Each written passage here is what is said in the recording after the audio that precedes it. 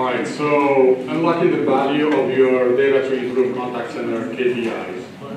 So we talked a lot about how the call center has a lot of KPIs and how you can spend your time actually analyzing all of them, and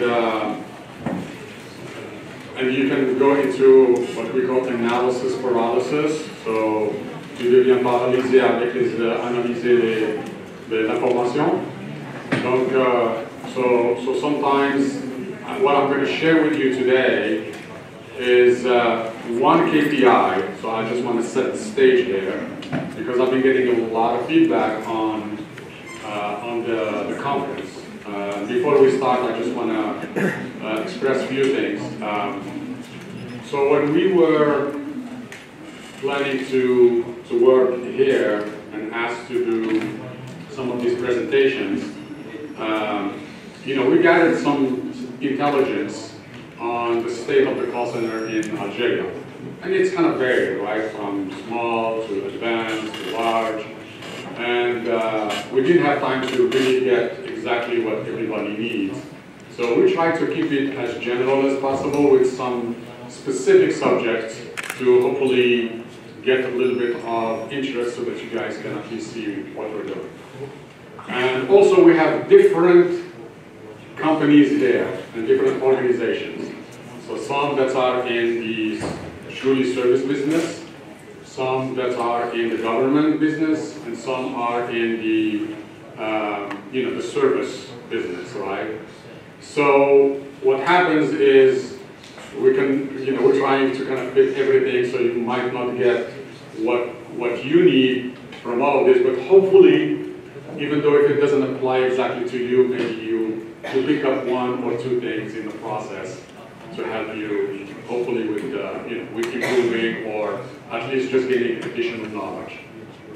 However, and we've been talking to some of you separately, and if you're interested and you have a special area that you really want us to dive deeper on it and work on it with you guys, we'd be glad to do that. So whether we're the expert and we can help you, because I cannot be an expert on everything. I would love to, but I cannot. But we will be able to find the right expert to really come and help you and connect you with that person to be able to solve, a situation or improve or whatever the case may be. So just, I wanted to kind of mention that in case, you need that. So by the same token, when you see this, it's like unlocking the value of your data to improve contact center KPIs. So you're gonna get like the magic, where is my friend? She's gonna get the magic wand to really solve her problem. So I want to set the stage. What we're gonna do today is I picked one KPI, and I'm just going through a methodology that you can use for all the other KPIs, right? So I'm sharing with you the methodology, and then with the methodology you can pretty much use it, and it just gives you the power of at least diving deeper into your organization. Is it clear from here?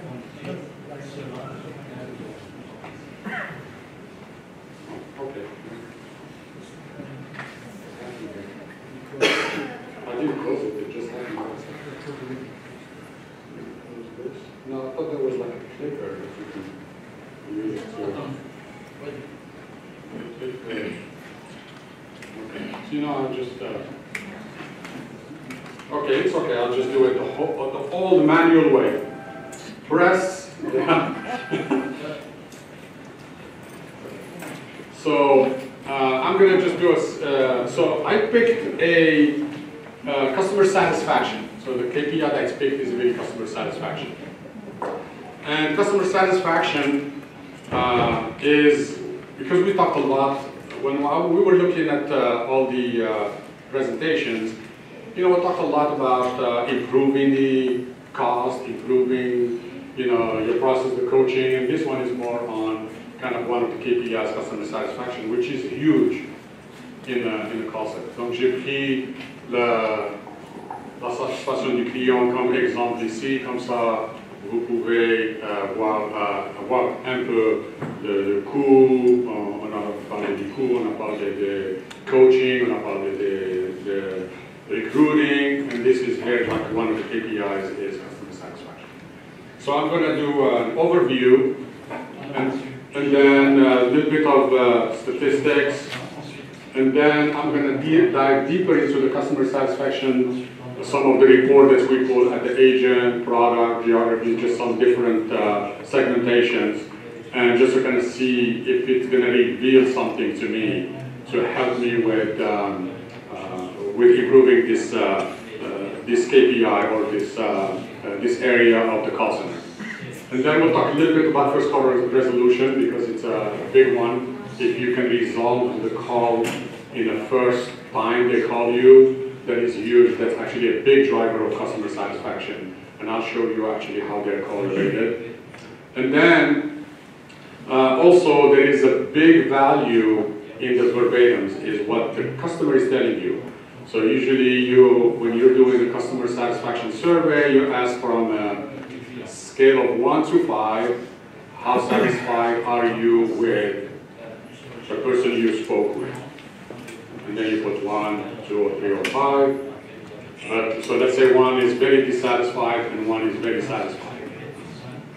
So the way we did, so that's the question we asked, we said, how satisfied are you with the agent that you spoke with the product that you have with us, and also, is this the first time you're calling, or you're calling another second or third or fourth time? So it was an opportunity for us to measure first call resolution. And the questions are, like I said, how satisfied are you from a scale of 1 to 5, 1 being low and 5 being good? And if they answered 5, that's good.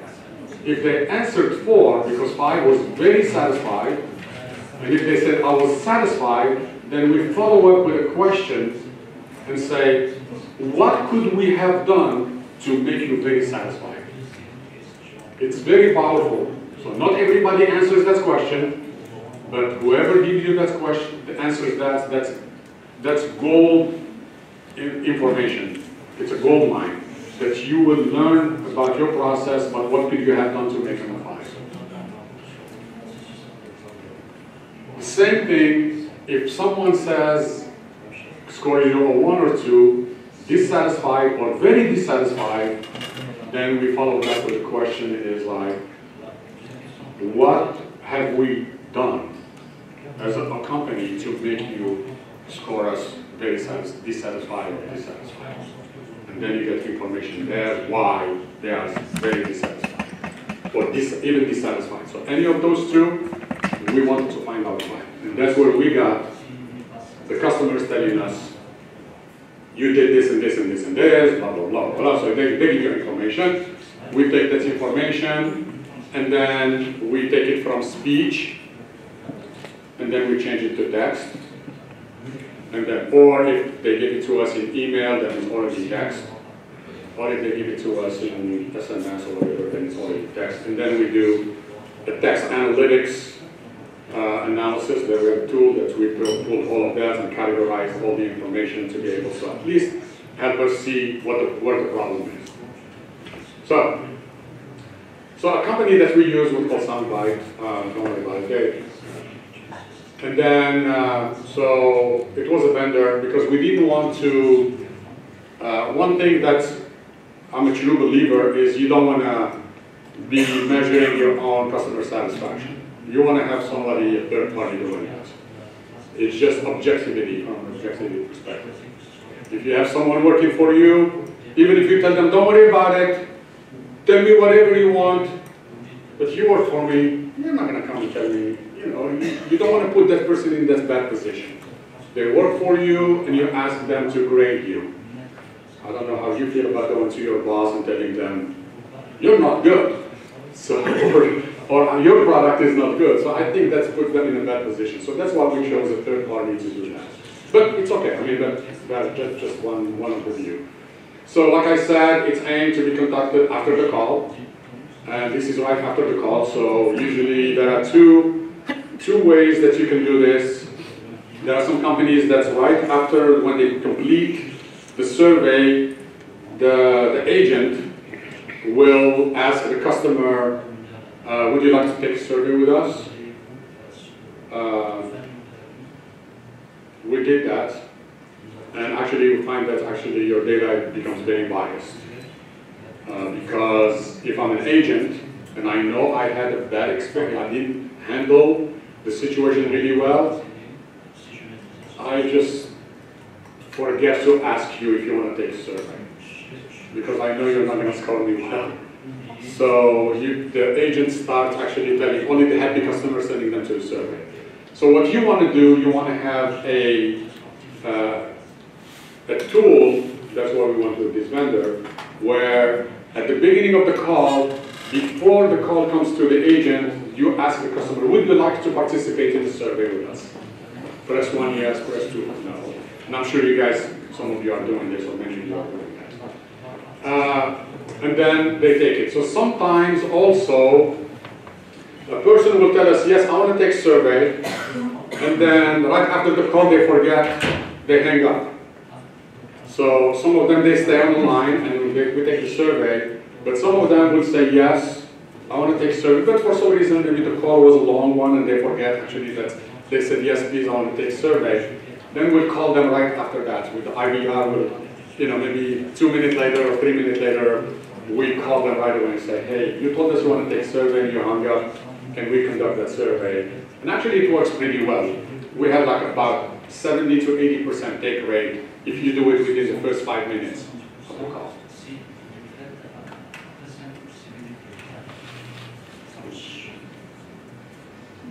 Okay, so like I said, we have satisfaction with the agent or consultant, with the product, and also first call resolution. And sometimes we call it once and done. And then, like I said, feedback. We had like 14 products. I didn't put the names of the product here. I can't remember. I asked the company and they said, it's okay, you can do it, but it's not who we are. So, agent customer satisfaction. So, I mean, it's a simple one here. You just have your 5, categories. Very satisfied, red is satisfied, green is neutral, neither satisfied nor dissatisfied, and then dissatisfied is purple and very dissatisfied is light blue. And then, trending, like I said, trend is your friend, and if you were with me yesterday, when I was talking about capacity planning and forecasting, it's the same thing here, right? Of course, I mean, you see here September, there was like a, wow, all of a sudden we had a very good month. And I remember when we were doing this, we all said, oh my God, we really cracked the code. We're good. It looks like we went from 63 to 70%. So, and then we were like happy. All of us were jumping and we were looking at all the reasons. Yeah, I remember. We trained all the employees. That's why we did that. We didn't know actually. We were not expecting this. Because we were like, actually it was going down a little bit and then this happened. And we were like, oh. So we were kind of doing it backward, trying to figure out what did we do and prove to ourselves that actually, yes, we are good and we did this. So for 1 month we were like the heroes and we were jumping in joy because we said we did the training. I remember we did the training and we told them you should do this, and I remember we changed this process because we do a lot of things. And if you remember from one of the presentations that Jared Couture has done, was that if you want to do change in your data and your tests, change only one variable. Guess what we did here? We did a lot of stuff, and we were proving to ourselves that actually we were good. And then the next month we were all disappointed. Right? So I wish we could have gotten a bonus here, we get the money and then run. But actually, then we started kind of going, and actually it's created a lot of problems. So my advice to you, or my experience is, if you have just one data point, and probably some of you know this, just you have one data point, don't overreact to it. Wait for another month and another month until you see that that trend actually has happened. So don't celebrate early. Don't celebrate early. So it's just something that I just want to share with you that's experience. Now come to find out, that's actually what happened here, is that actually the data was wrong. So we find out that actually the data that was given to us back from the vendor, they made a mistake. So in the data. So there is a data, actually we went and fixed it. Actually we went and fixed it, and there is a slide for it. And it looks the same thing. I mean, actually it was about the same trend. But I wanted to keep it here just to kind of give you guys some information. Now, if you're a data analyst or a statistician, you will not have done what we've done, because you know that. As a statistician or a data person or data science person, you know that one data point is not significant. You have to wait for a while. But business folks like me, we like to, take credit as quickly as we want. And so if you're a data person, try to educate your business, not to react to just one data point. The same thing here, product satisfaction. Actually, in October, we had the same problem. I mean, it was like you can see September, October, we had some problems, so they fixed it. They fixed the information, and then, but again, it's the same thing. It is a data that's actually, when we corrected the data, it was the same thing. But if you go back and look at agent satisfaction, it's about an average of 64, 63% are very satisfied with an agent, and with the product, it's about like 2-3% lower than the agent. So what this information tells you, if you go back and look at between the two, between agent and product, and you focus on the very dissatisfied, you see that it's a little bit over 10%, like 11-12%. And then with the product, it's about the same, kind of around 10%. So there is a high correlation between the dissatisfied people. So sometimes, even if they're dissatisfied with the product, they're also dissatisfied with the agent because the agent has not given them the solution, or vice versa. If the product is good, and we saw it actually in the verbatims, if that the product is good, and then the agent doesn't give a good experience, they also rated the product the same way. So sometimes you have to be careful, although you have two, one is causing the other one, but the verbatims that's where you get into the nitty-gritty, get the information on the difference between on the dissatisfaction within these two metrics, agent or product. Then we took this is just the very, we call it the top box. This is just the very satisfied, and then we did it by product. So here it was overall. This is all the product mixed together. So this is, so now you can look at this and you say, hey, we have a 10% dissatisfaction rate, or we have 60% satisfaction rate, very satisfied, and that's the number. But when you go here, you can find that this product here is actually almost 80% or 75% are satisfied, very satisfied with this product. And then this product here is only half of the people are very satisfied.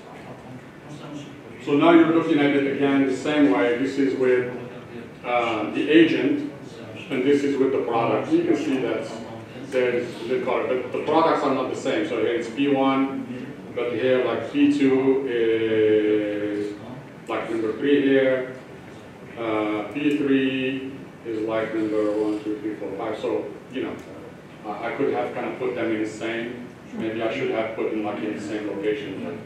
But the point I'm trying to make here is that when you look at it by a product, and if you look at these three here, they're actually financial products. They're like a bank, they are like financial instruments. And usually they have a high satisfaction. And then the bottom 4 here that have very low, they are kind of insurance products. So here it's a bank, and here it's insurance. Now it doesn't mean that banks are better than insurance. It's just that the product is different, right? With the bank, it's usually a transaction. You have, you know, a deposit with them, or you have a loan, or you have something. Usually it works most of, you know, all the time. I mean, the only time there is a problem is that if the bid is wrong or things like that, and that's why they get like so dissatisfied. With the insurance, the issue is insurance. When do you need insurance? When you have a problem. So there is a car accident, then you file a claim. So the nature of the product itself is going to create a negative experience for you. So when you're in that negative experience, you're already, you know, upset. And then if the insurance company does not do their job quickly, right? They don't quickly pay you, they don't quickly give you a car. At least in the US, they make sure, okay, now you got in an accident, let's get the information quickly. Let's take it to a mechanic, we'll give you a rental car, you know, if you already have car rental insurance, and then just make the process easier. Then usually the problem that we saw here is really the claims management is not the one that is creating that. Now this is like, the reason I put B1 to B1, it's like a benchmarking kind of analysis.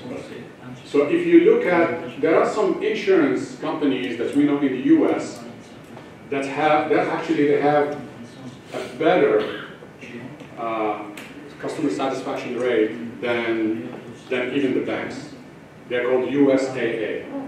So it's USAA. If you want to go check it out online one day and just do some research on them, they are the best insurance company in the US.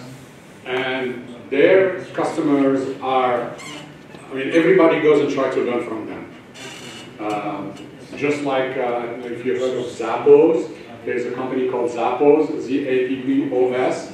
They sell shoes online. They have the best customer experience as well. Because their processes are the easiest processes for the customers. So the issue here is really the process and the product. And then the same thing when you see in a product versus the agent, the dissatisfaction in a product is, again, financial institution, and the same thing here is the insurance, so it's correlated. So what did we do here, right?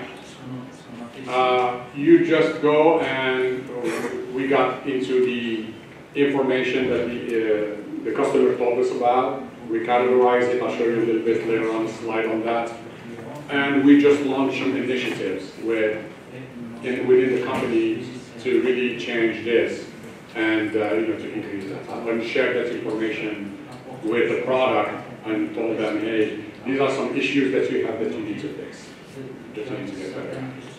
And here I do have a slide. This is 1 month, but over the month, some of these companies here actually made some changes, and they went up. They didn't go back to 70%, but some of them they went up by 2-3 points. Some of them, the highest, they went up to like 5 points.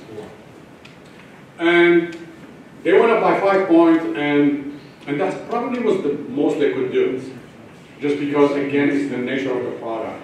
And there was a lot of discussion where we should be at 70%.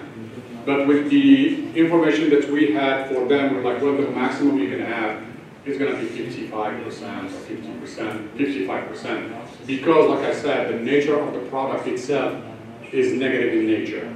So you cannot change that. When people have an accident, they're already upset about the situation. Unless you're USA. USA actually caters to the army. So all their customers are actually with the armed forces in the United States. So they have very good business.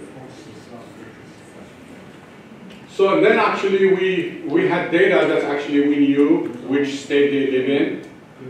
And we said, hey, well, you know, we have data, why not? Let's go check it out and see if the satisfaction is different between states, right? And lo and behold, some states here, like the green, the blue, I don't know, it just happens that they are a little bit on, you know, this half of the state of the United States, and it looks like the red, they're clustered a little bit here. This here, we didn't have enough data for this for, but you can see, I mean, it's not like truly a demarcation, but still you can see that actually here, looks like there is a lot of happy people here. And then also Las Vegas, I think they're always happy anyway. And then here, these are kind of Arizona, this is the Northwest. I think these guys are always unhappy. You guys know why? No, there's a lot of rain. So here it's always actually raining. Like 70% of the year it's raining. So I think the people here, actually there is a high suicide rate in these two states. So I mean these are information that's actually, it's interesting, right? You can look at it and you can say, hey, if I'm doing a goal by state, so let's say you have now offices located in different states in the United States. You don't want to make a goal of 60% for everyone. If you know that these guys, there's high suicide rate, they're always stressed, they're always, I don't know if you guys know, but if you go to London, it's always raining. I don't know if you, man, it's like, whenever I go to London, it's always in the winter. And I'm always, you know, upset. So I think that's what's happening in here. These guys here, they're the happiest people. We live here, that's why I'm always smiling. That's, you know, Texas, you know, it's like, hey, y'all, what you guys doing, and all of that. So I think this is good information. We didn't have, I mean, if you have agencies, then it's something to look at. But like for Nevada, you want to probably give them like a little higher goal because they're already inherently happy anyway. So, but this is just information that we had, and we wanted to kind of look at it and actually reveal a lot of information for us.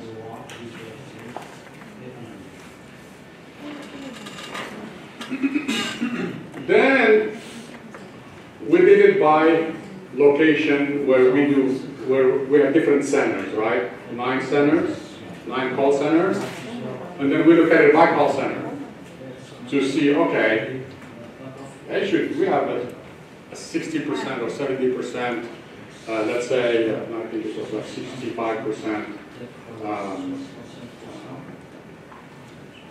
overall goal. And then you can see that some of them are making it, some of them are not. And like these ones are making it, these ones are not. And we're like, oh wow, these guys really aren't bad. These guys are really good.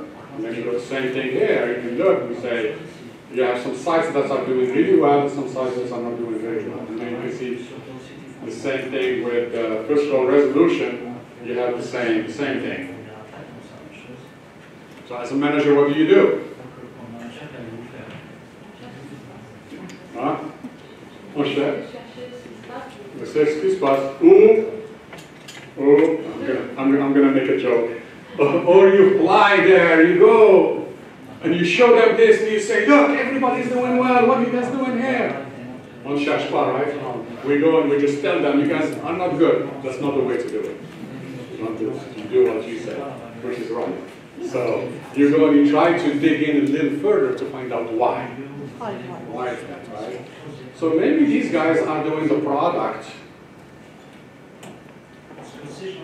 maybe they're doing the claims, right? And that's what happened, right?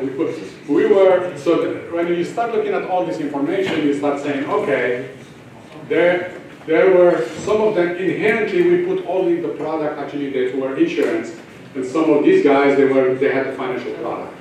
So when we started setting the goals by sites, we looked at that information and we said, okay, because you have financial and you have this and you have this, I'm going to give you an overall goal that actually is correlated with the product that you have in your site.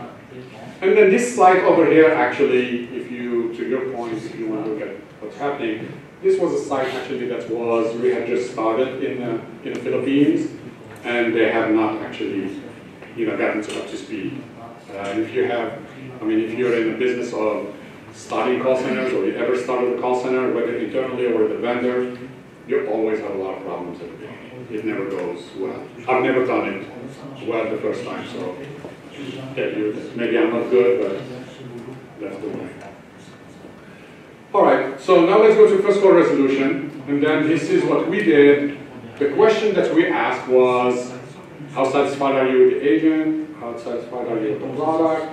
And then we asked the question, is this the first time you called us, or did we resolve your question in this call? If they say yes, then it's one of these. If they say no, we ask them how many times you called. We just ask them. So we got I called 2, 3, 4 times. So at least we got that data. And we did a lot of analysis. I think I did a presentation in one of the workshops where I showed repeat calls and first call resolution, where we did some analysis there. Then again here, we just looked at, again, by product, which product had the highest resolution.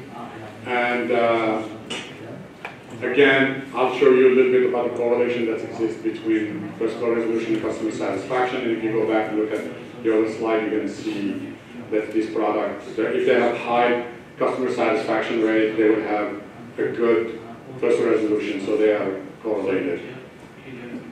Product 14 here has 36% with product and an agent, and also has 49. So yeah, and they have 49% with product and agent. So this FCR of 36. If you go back to the previous slide, you're going to find in agent they were 49, and in product they were 49, in agent they were 55. So that's what I was saying. If they have a low first call resolution, they already also have a low customer satisfaction.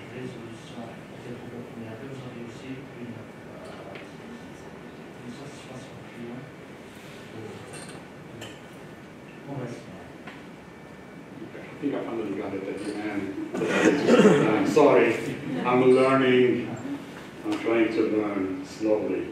But we took actually here, we have some statisticians that love to play with data and love to create information. And thank God we have those folks. And they looked at overall satisfaction. This is product satisfaction with first call resolution. And they looked at the agent satisfaction with first call resolution. And then what we found actually, if you look at the correlation and the data point, there is a little bit of correlation here, between the product and first call resolution. But this was actually a big one for us. And we shared this with our agents, on teleconciliation. We shared this with them because it looks like it's a pretty good correlation. I mean, it has a very high correlation, and we shared this with them, and we told them, guys, you guys actually can impact first call resolution. Either if you give, even, we need to work with you to really make sure that you finish that call the first time. Because we had a lot of agents that were trying to rush through the call. They get the information, they answer, but they knew that the customer didn't ask for something, they could see it, but they didn't feel empowered that's actually they should go that extra step and fix that so that the customer doesn't call back. So it was kind of two ways. One, they didn't feel empowered, and the other one, our procedures and process actually was not, was not actually good. We had to change our metric because we had like an average handle time of, let's say, 5 minutes, and they were trying to work within 5 minutes. So we said, hey, we'll give you another 30 seconds, and just continue to fix. If you see something that also needs to be done, do it right now. So if someone called and they said, hey, I'm trying to find out if you received the fax from my doctor. You heard me talk a lot about the fax example. If you received the fax from my doctor, then you can say, no, we didn't receive it, no, we didn't receive it, and then, yes, we received it. And then that's all they ask. Then, so what? So we received it. So you could say the call is done and we're done. So what we ask them to do is like, now teach them, tell them what's going to happen next. And explain to them the process. Now that we received the fax, I'm looking at your case, this is what's going to happen, this is what's going to happen. And then you need to wait 7 days before the check is going to come to your house. Or before it's going to be, what I see here is that it's going to be approved. Now, this is the only thing we could see, and all we needed was the fax, and now it's approved. It's going to be approved, and then you're going to get your information within 7 days. So what happened, we start getting those calls again. So those are the things, but you have to empower, you have to look at it, you have to talk to your agent, you have to have that conversation, you have the data, now you dig deeper a little bit to figure out what the issue is. And then if you're a mathematician, they tell you, hey, if you increase your once and done by 1%, your satisfaction is going to increase by 0.65%. So those mathematicians, they were kind of playing in the background and waiting to see if their model works, and they were happy to play with all of that information. Customer verbatims, as you can see here, we had like about 53% that were information. This is when they give us information, right? They tell us what to do. What we did to either make them dissatisfied or how we improve our process. So all the ones that we got, so 53% we had some information on, and then these are the ones that we didn't get. Either we got the information, it was unclear, we could not read it, we could not understand it, or they had no comment. So actually we had pretty good take rate when we asked that question. Customers were willing actually to give us feedback. At least in the United States, I think we did get that. I don't know how it is in other countries or in Algeria. So we had about 41,000 feedback here. We categorized them into 16 categories. And then we had a customer comment converted from speech to text, like I said, 16 categories. And the measure of the comments are related to actually product features. So if you see here, when we start doing speech analytics to find out what is the frequency of issues, so we found that in red, this is where it was the agent that actually, it was in the agent control, and this is the product or our process that didn't work. So the agent didn't have anything to do with this, with the ones in blue here. So here, sometimes they say if your agent was not knowledgeable, or I didn't get a call back, or the agent's attitude, right? The agent was upset, or a language barrier. Here, this is where we had calls in the Philippines, and they didn't have good English, so we had that. Or agent authority. The agent could not actually solve my problem. Or I had to wait and hold a long time. Actually, this is not the agent. This is more of a process because that's not our. But again, the knowledge and the whole time can go together. And then this information, this is where we work actually with the products. It could be rates, IVR, our processing guidelines, fulfillment, company error, time frame to receive the information, your claim process, your website is not good, your customer errors, or onboarding. This is new customers that's had a lot of problems with the process. And then we just took this information here and we looked at it by categories. And then you can see where the percentages are. So a lot of them were actually in knowledge and the color, processing guidelines, time frame, rates, and callbacks, and that they made most of you. A lot of them here were very small, but they were there.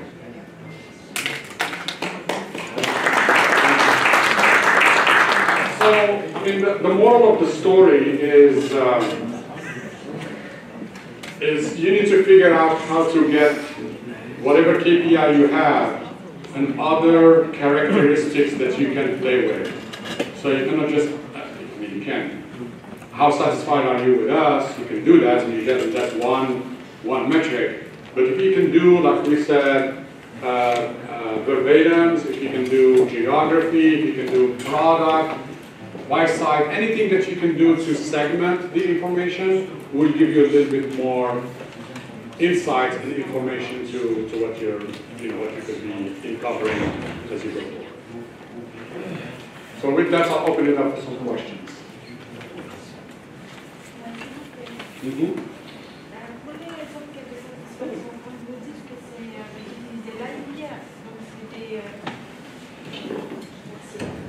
Je demandais par rapport aux enquêtes de satisfaction, quand vous dites que c'est de l'IVR, finalement vous utilisez des messages vocaux pour des satisfactions. Tapez 1, tapez 2. Trois méthodes. Une, si vous venez sur le email channel, on t'envoie un email. Phone channel, on fait phone. Et si tu viens sur SMS, on fait SMS. Donc on est partenaire. Quand c'est l'appel, le numéro d'appel, ce qu'on faisait, c'est au début, c'est pas ASIA, c'est combination. C'est à la fin, vous appelez, on te dit, est-ce que vous pouvez rester à la fin de l'appel et pour prendre une enquête acceptée. S'ils disent oui, donc ils restent, et puis il y a un système qui leur dit reste un, et laissez 3 vocaux. Si ils disent oui, je veux prendre l'enquête à la fin, et puis l'affaire dure 10 minutes, et ils ont oublié qu'ils ont dit qu'ils acceptaient, et ils raccrochent. On les rappelle avec notre système IVR, on les rappelle et on leur dit tu as oublié de rester là, est-ce que vous voulez?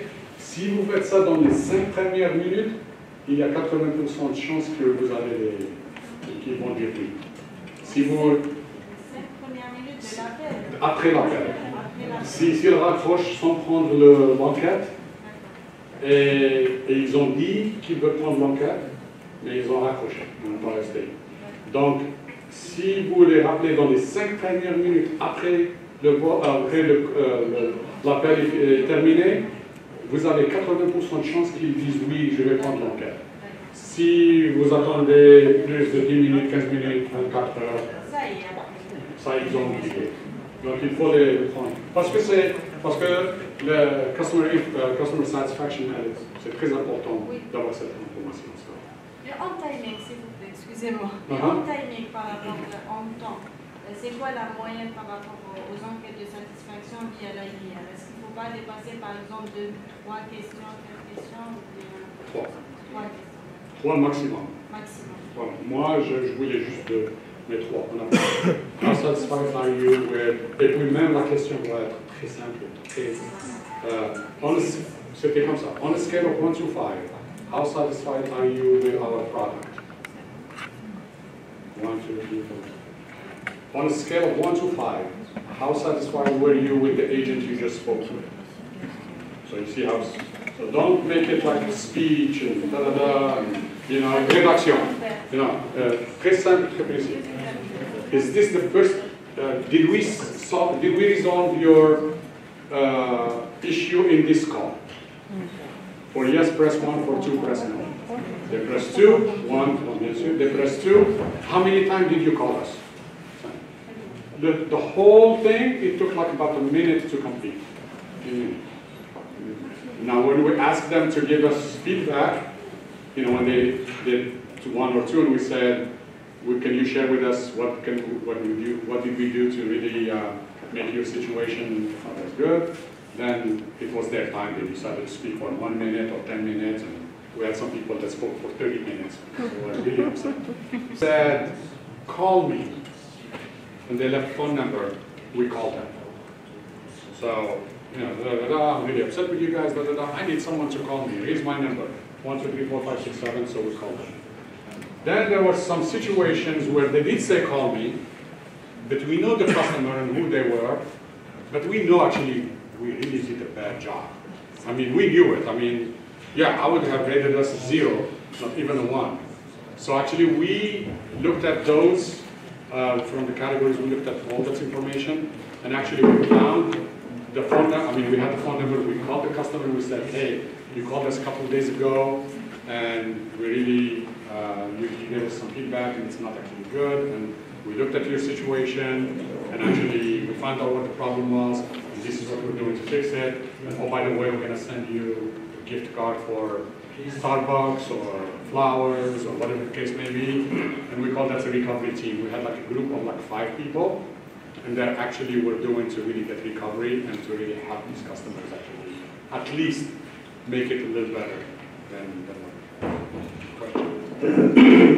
En plus, les méthodes que vous avez évoquées pour mesurer ou évaluer la satisfaction client, donc il y a une autre méthode que nous utilisons dans notre call center, il s'agit de enquête client mystère, que je trouve qu'elle est très efficace et pour avoir une vision externe sur notre qualité.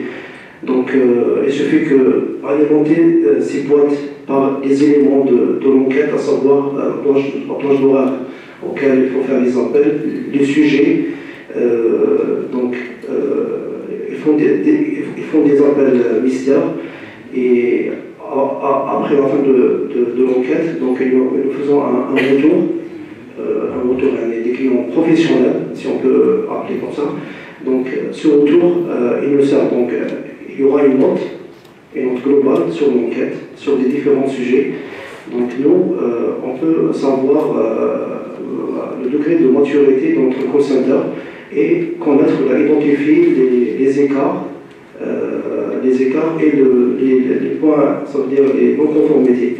Donc ces enquêtes se font de manière 2 fois par an. Donc une enquête au début d'année et la deuxième en fin d'année. Donc ça permet de voir est-ce que, surtout durant la deuxième enquête, est-ce que la note a évolué ou elle a diminué. Parce que durant la première enquête, il doit y avoir un plan d'action par rapport aux écarts détectés.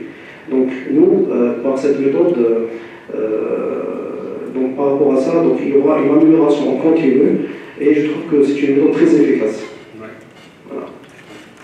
Il y a des compagnies qui font mystery shopping. Aux États-Unis, it's another actually great tool. If you can do it, I would definitely suggest doing that. It's a very good tool. The other thing that I also advise or just give you some, I guess an advice, that I will give to you is if you can listen to calls. I mean, if you're a manager and you're not listening to calls, I think you should. I mean, especially if you have the technology where you can do it actually, where you can listen when you're driving. That's what I used to do.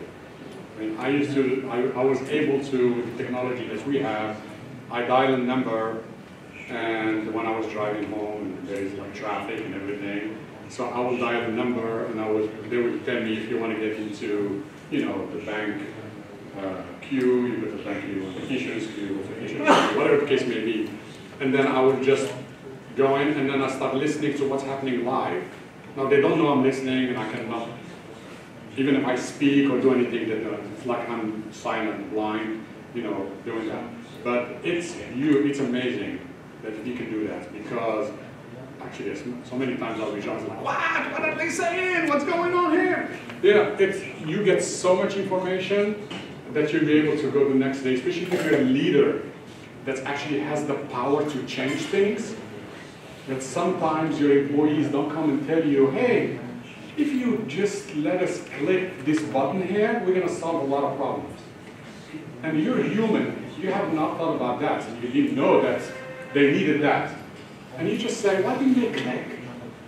Why didn't they just do that? So then you go to the next day and say, hey, I was needing to call you, talk to your manager, or people, you say, hey, why didn't they didn't click? Oh, we don't have the authority. What? Well, the previous manager who had your job said, no, don't give that authority. And then you look at it and you say, why? And you find out if there are some reasons, some risks that, yes, they cannot touch you, and then you know why. But if you find out that just that manager before you just was as risk taker as you are, or maybe didn't have enough information to know that it's okay, then, or maybe they lied to you, they say the previous manager said no, you know. So then you just say, hey, start doing that. I mean, I've been able to change so many processes just by listening to calls and just because I had the power to actually make things happen. So if you're in that position in leadership, that actually you can affect change, I really encourage you to listen to as many calls as possible. Especially here if you live in Algiers and see the traffic is really bad and you can do that, man. You might start having accidents hitting people because what you hear. So that's another. Any other questions? Well, thank you guys. Thank you.